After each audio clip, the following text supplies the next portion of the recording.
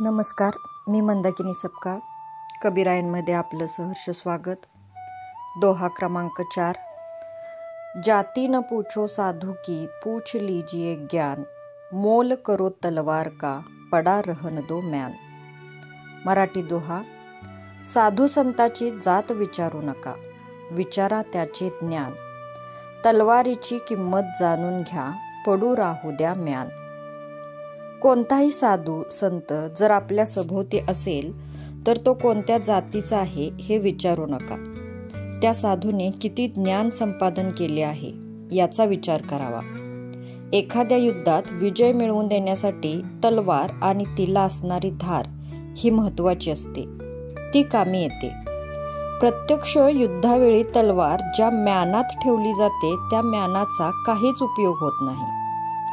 जर आपल्या सभोवताली एखादी ज्ञानी व्यक्ती असेल तर ती व्यक्ती कोणत्या कुळात जन्मली आहे, कोणत्या जातीत जन्मली आहे याचा विचार करणे सोडून दिले पाहिजे.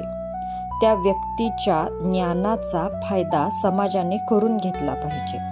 म्हणूनच जाती न पूछो साधू की, पूछ लीजिए ज्ञान. मोल करो तलवार का, पडा रहन दो म्यान. धन्यवाद.